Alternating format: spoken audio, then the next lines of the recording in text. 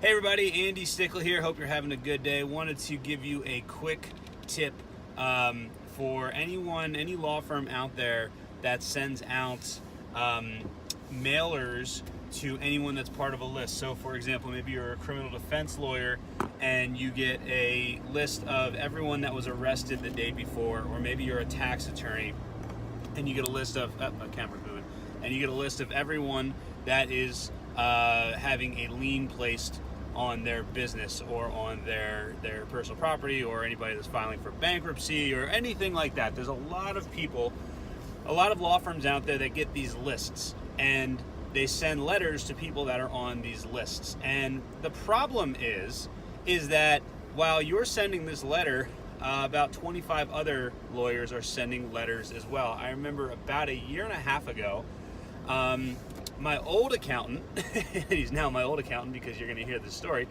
forgot to file our tax returns in California, our business tax returns in California. I don't know how you're an accountant and you forget to do that, but that is why he is now our old accountant. But the only way that I found out that our tax returns had not been filed is that I started getting all these letters from all these tax attorneys talking about our tax problems in the state of California, and talking about how, they can help us get this lien removed and get this tax lien removed and help us with all of our tax problems. So I was a little confused because I got all these letters, but I didn't even know that I had a tax problem. So I started looking into it, and I've come to find out that our accountant forgot to file our California tax returns, not in 1 year, not 2 years, 3 years in a row. So we went 3 years without filing any tax returns, and I got all kinds of letters. Now, here's the interesting thing. Every single letter was exactly the same. It was all from a law firm. It was a standard form letter. It was in a regular envelope.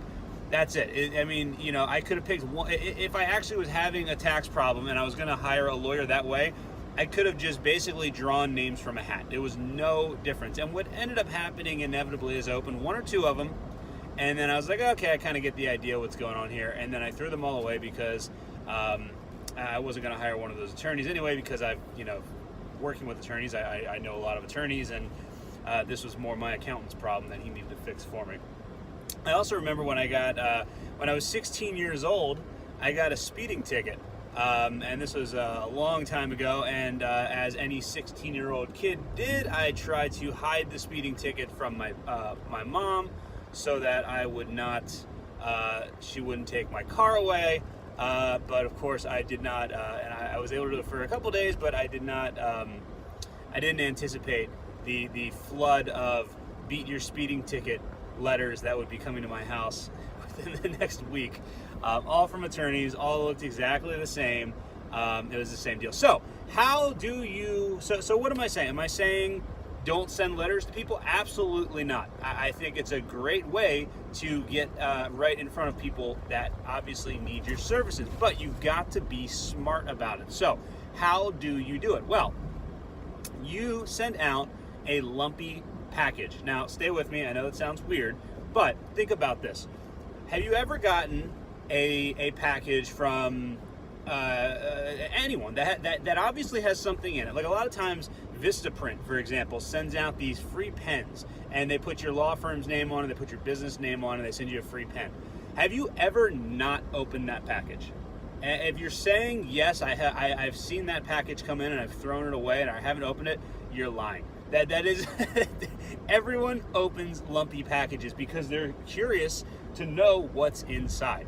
So, while a lumpy package does cost a little bit more than just a standard form envelope. So let's say, and there's all kinds of stuff you can do. Just think about all the different things you can do. You can do stress balls, you can do pens, you can do keychains, you can just be creative with it. If you're a criminal defense attorney, or if you're like a DUI attorney, for example, they make these credit card bottle openers, put your business card on there and put it in a lumpy envelope and send it out, so it might cost you a couple dollars per envelope to send these out. But if you basically look at the actual ROI in terms of, maybe it costs you, I don't know, what's a stamp cost nowadays? 49 cents. All right, so let's say it costs you 49 cents, and only 15% of your letters actually get opened.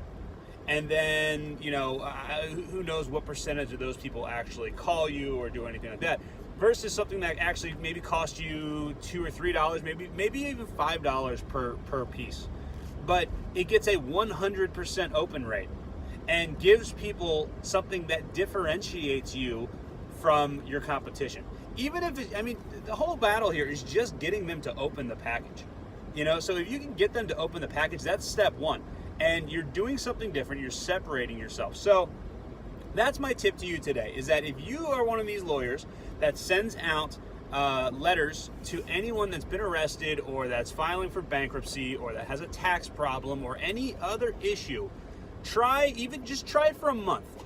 Try investing in a Lumpy package, in something, send out for the next month, send out a Lumpy package to everyone and see what your ROI is. And I guarantee you it will be higher than it currently is. Even though you're spending more money on the actual promotional item, I guarantee you'll make more money than you're making right now.